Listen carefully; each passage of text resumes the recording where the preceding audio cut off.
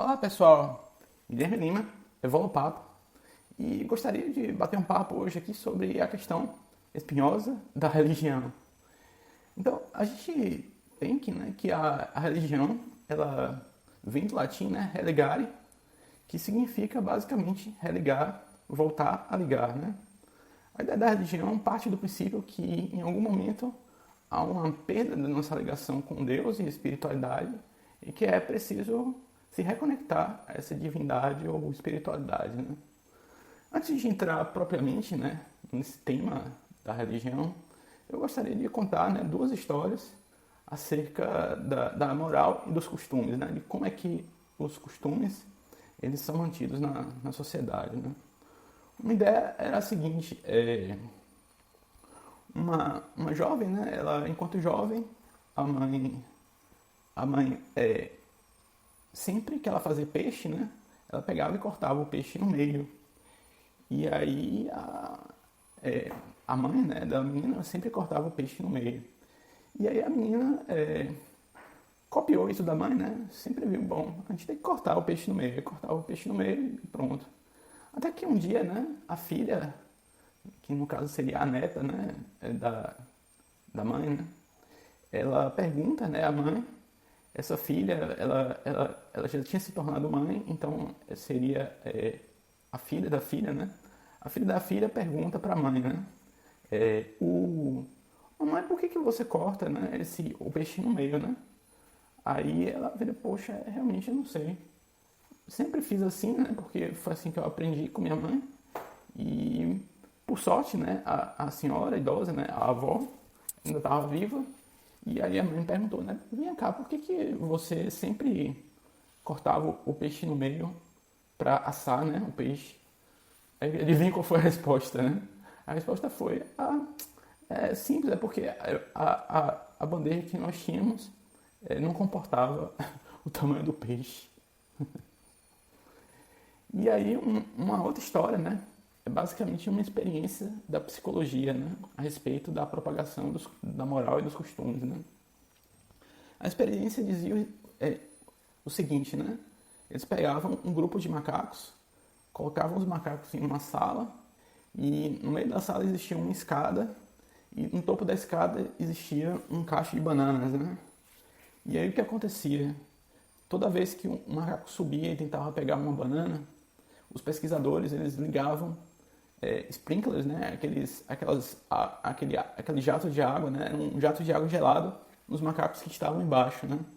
Então quem subia e pegava a banana, os pesquisadores pegavam e ligavam, né? A água, o jato de água. Aí, quando eles associaram, depois de algumas vezes isso acontecer, sempre que alguém tentava subir a escada, né, para pegar a banana, os outros macacos começavam a dar porrada nesse macaco e aí aconteceu, né, das pessoas não, dos macacos no caso, não tentarem mais subir a escada durante um tempo. Aí o que acontecia? Eles começavam a substituir, né, substituíam um macaco. Aí esse macaco não sabia da regra, né, e então aí ele subia, levava a porrada, né, ao subir. Aí foram trocando os macacos um a um, até que substituiriam todos os macacos, né? No final das contas, esses novos macacos, eles sempre davam porrada em alguém que tentavam subir a escada, mas a partir de um determinado momento, os pesquisadores pensaram, né? Bom, a gente agora não vai mais ligar o sprinkler se alguém pegar, né? Tentar subir. E de fato, o costume, né, dos macacos permaneceu mesmo após a circunstância, né? A circunstância se modificar, né? Os cientistas disseram que se agora um macaco tentasse subir, eles não mais ligariam os sprinklers, né? E essa história é interessante porque ela mostra exatamente como boa parte das coisas que nós aprendemos, né, nossos costumes, a gente não questiona, né, e não procura entender o contexto, né, em que esses costumes surgiram, né? E eu diria, né, que o fato ele não está desconectado do contexto, né? O contexto em que uma coisa acontece, né, costuma ser bastante relevante, né? E a mudança de contexto, né, a conclusão lógica é que a mudança de contexto pode causar a não necessidade, né, de uma forma de agir, né? Então, pense hipoteticamente, né, pense numa sociedade de 150 anos atrás. Basicamente, a gente vivia ainda uma sociedade escravagista, né? O que aconteceria, né, se alguém questionasse a escravidão? Se você chegasse e virasse para um senhor de engenho, né, e dissesse que ele não tinha mais os direitos de propriedade, né, dos seus escravos. E agora pense por um instante, né, essa realidade no mundo moderno, né? E você vai ver, é claro, né, que na atualidade seria algo considerado inaceitável pela maior parte das pessoas, né? Então, isso é a prova cabal, né, que se um contexto histórico muda, né, o mesmo conceito pode não fazer mais sentido, né? Agora, relacione essa questão, né, com o contexto em que as religiões foram criadas, né? Será que a mudança de contexto ele não torna certos conceitos obsoletos, né, de certa forma obsoletos? Então, a ideia, né, de Valdo Vieira não é propriamente sair ofendendo as pessoas e suas religiões, né? Que às vezes, muitas vezes até, ao ver, né, suas crenças sobre ataque, elas esboçam uma reação irracional, né, na defesa das crenças. A ideia, né, a minha ideia e a ideia do Valdo é justamente só fazer questionamentos para que a pessoa consiga, né, refletir e chegar às suas próprias conclusões, né? Então, peço desculpas de antecipação, né, se você se ofende, né, com essa questão de questionamentos, e não é essa a minha intenção, tá? Apenas peço que você procure tentar compreender um pouquinho mais o meu ponto de vista, né? Então, a ideia que eu tenho não é sair por aí perseguindo pessoas de uma crença, né, seja ela qual for. E tem vários grupos de fanáticos religiosos que fazem isso, né?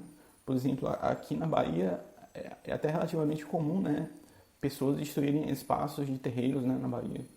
A ideia não é chegar a esse ponto, né? E a ideia que tem é expor o meu ponto de vista, que eu sei que, obviamente, não é completo, nem é a última verdade, mas talvez ajude, né, alguém de alguma forma, né? Então, eu diria, né, que na vida, né, a escola, pelo menos escolas decentes, né, elas são divididas em séries, né? Se uma pessoa ela for reprovada, ela não passa para o próximo ano, né? E não há relevância de alguém ingressar no curso superior, né, sem ter uma base, né, que permita minimamente que a pessoa amplie, né, a compreensão dessas matérias que ela vê lá no nível superior, né? O Valdo Vieira ele costuma considerar que a maior parte dos grupos religiosos eles têm como alvo ensinar conceitos básicos, né, para pessoas comuns, sendo que para boa parte das pessoas é absolutamente irrelevante na missão de vida dessas pessoas, né, ensinar conceitos mais avançados, né? E para Valdo Vieira, a religião seria um protoconhecimento, né? Um protoconhecimento seria um conhecimento ainda primário, ainda embrionário, digamos assim. E de modo que ele considera a religião como o jardim de infância, né? E isso é visto de forma preconceituosa pelas pessoas, como se todas as séries, mesmo as séries inferiores, né, de uma escola, fossem inúteis, né? E a realidade é que eu acho que as coisas não funcionam assim, né? A evolução não funciona assim. A primeira série do ensino fundamental é até mais importante que o nível superior para a maior parte das pessoas, né? Então, em algum sentido, você vai dizer que o fato de ser um protoconhecimento não tem utilidade nenhuma? E eu diria que tem sim, tem uma utilidade enorme. E eu não estaria aqui sem ter aproveitado cada série que fiz, né? E a ideia de existir, né, alguma hierarquia no conhecimento não significa que as religiões não sejam necessárias e interessantes para boa parte das pessoas, né? Mas, contudo, né, para quem se dispõe a investigar e estudar essa questão espiritual de forma séria, ela é uma realidade autoevidente, né? A pessoa vê que claramente aqueles conceitos são de fato mais avançados, né?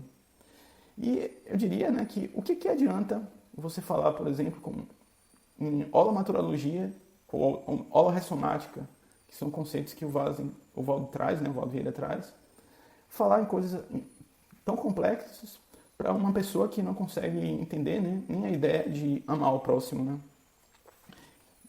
nas religiões, né.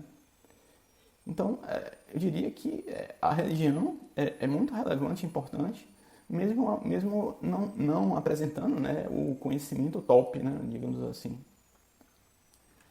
E em algum momento na história, né, houve uma separação da ciência e da religião, né, que pode ser considerado um verdadeiro cisma na história da humanidade, né. O cisma é como é chamado a ramificação de uma tradição, né? E isso deu origem, né, a religiosos meio fanáticos, religiosos que não aceitam evidências científicas como verdadeiras, e também deu origem, né, a fanáticos materialistas, né, que nem consideram a possibilidade de existência, né, de fenômenos espirituais e transcendentes, né? Então, vem a ideia de Valdo Vieira, né, que é permitir que esse cisma ele seja resolvido, né, pela proposta de uma fusão entre a religião e a ciência, né? Tirar o que cada um tem de melhor e tentar oferecer uma visão menos incompleta do ser humano enquanto ser multidimensional, né? Agora, eu pediria, né, um pouquinho, né, a caridade de tentar acompanhar meu raciocínio, né? Por que uma pessoa deveria deixar de pensar por si para aceitar cegamente uma tradição milenar que tem grande chance de apresentar algum elemento, como eu falei lá nas experiências, né, do macaco, da escada e dos sprinklers, né, de água fria? Por quê, né? E a ideia de Vieira não é em absoluto suprimir as religiões, né, mas apenas deixá-las aí, né, para alguém que porventura ainda precisar dessa forma de conhecimento, né? E às vezes é numa religião que a pessoa é ajudada, outras vezes é na ciência materialista que uma pessoa é ajudada, né? A ideia de Vieira é justamente procurar extrair o que tem de melhor em cada religião e em cada ciência, né? Então, chegamos numa etapa, né, que, a respeito de livros sagrados, né, por exemplo, da Bíblia, né, há o caso, né, do ex-padre Marcelo da Luz, e na igreja existe uma orientação, né, acerca da pregação de passagens bíblicas, né? E o Marcelo da Luz ali se sentia, né, tem certas passagens que são meio problemáticas, né, que parece que a Bíblia está incitando a violência e tal. Aí ele pensava, né, na época, ainda incerto e tal, por que ele não poderia, né, adotar uma passagem budista, né, em vez dessa passagem da Bíblia que não era muito feliz, né? E o questionamento, né, por que você permanece fazendo algo que intimamente você tem alguma objeção de consciência, né? Por que você não pode ser um livre pensador, né? Tem também a questão do Corão, né, e a violência, né? Há ainda, né, esse caso do islamismo, né, que existem várias passagens problemáticas no Corão. Se você ler, você vai ver que existem várias passagens problemáticas, né? E a própria ideia de que Maomé, né, fosse ser dos profetas é problemática, né? O que ele deixou para nós, eu acredito que não pode ser considerado a última verdade, porque o nosso contexto mudou, a nossa sociedade mudou completamente, né? As verdades que ele trouxe, com certeza, eram muito válidas no contexto em que ele viveu, né? Mas não há como interpretar corretamente, né, um livro como o Corão sem compreender profundamente a sociedade antiga e as sociedades atuais, né? Para a gente ver a questão do contexto, né? Procurar aplicar sabedoria antiga, mas no contexto atual, né? E o Valdo Vieira, né? O ideal do Valdo Vieira pode ser considerado, né, o ideal máximo de paz e coexistência pacífica, né? Então, ser radical ao ponto de você cometer violência, né, sem respeito ao livre-arbítrio do outro, através da conscienciologia, é uma conduta do passado, né? Se você tem uma religião, você busca coexistir pacificamente, né, com outros grupos, ou você busca forçar a conversão das pessoas de outros grupos, né? Na conscienciologia só existe o livre-arbítrio, só está lá quem quer mesmo, quem não aceita não precisa estar lá, né? Nem há nenhum esforço de tentativa de doutrinar, nem nada desse tipo, né? Embora existam pessoas que façam da própria conscienciologia algo como uma religião, mas que é uma pessoa que não aprofundou na conscienciologia a ponto de entender que não existe a doutrinação na conscienciologia, existe tão só a informação, as informações que a pessoa, pela própria experiência dela, pode verificar se é verdade ou mentira, né? E a ideia de Vieira não é sequer, né, tentar convencer, mas apenas apresentar as informações que ele conseguiu coletar, né, ao longo de décadas de coleta e pesquisa, né? Muitas décadas, talvez, sei lá, 5 décadas, de forma mais ostensiva, né? E, de certa forma, né, é compreensível que o grupo da Conscienciologia sofra duplamente, né? Primeiro com os ataques dos religiosos, né? E o segundo com os ataques dos materialistas, né? Científicos materialistas, né? E a ideia de Vieira é que a gente torne essa rivalidade, né, obsoleta, sendo cada pessoa, né, um agente da paz na resolução dos conflitos entre os grupos, né? E uma outra questão bastante comum, né, bastante relevante, né, que Vieira chama a atenção, é a questão de, na sociedade, existir muito a questão da monetização da espiritualidade, né? Pessoas que usam da religião e da espiritualidade para, especificamente, para primariamente ganhar dinheiro, né? E a ideia de Valdo é que a Conscienciologia seja um trabalho em grupo que se assente majoritariamente no trabalho voluntário, né? Em função daquilo que ele chamou, né, de vínculo consciencial, né? O vínculo consciencial é quando a pessoa, né, tem afinidade natural com essas ideias da Conscienciologia, em que a pessoa, né, se dedica a fazer a chamada tarefa do esclarecimento, né, que o Valdo Vieira chamou de TARES, tarefa do esclarecimento. E que essa tarefa consiste, né, em informar as pessoas essas ideias, né, que ele traz aí para que cada pessoa consiga fazer a sua evolução em todas as áreas que ela puder e conseguir, né? E caminhamos para o tópico final, né? Retratações da arte, né, a respeito da espiritualidade. Eu creio que um filme relativamente antigo, mas que é um bom filme, é um filme legal sobre essa questão da espiritualidade, seria o filme Salvo pela Luz, de 1995. Esse filme, né, ele conta a história de justamente uma pessoa, ela teve uma experiência de quase morte, e essa experiência modificou profundamente a personalidade dessa pessoa, né? E no curso de projeciologia, né, normalmente a pessoa entende, né, essa questão da experiência da quase morte, né? É uma pessoa que teve ou parada cardíaca, teve de alguma forma à beira da morte, e aí ela volta e isso muda a realidade dela como um todo, né? E a gente aprende nesse curso, né, de projeciologia justamente que a gente não precisa chegar no extremo, né, das na experiência de quarta de morte para poder melhorar enquanto pessoa, né? A gente pode utilizar outros recursos, entre eles a própria experiência, né, fora do corpo, para que a pessoa adquira um autoconhecimento maior e permita as suas reciclagens intraconscienciais, que é como o Vieira chama a reforma íntima, né? Então, pessoal, chegamos ao fim desse podcast e um grande abraço. Tchau, tchau. Até mais.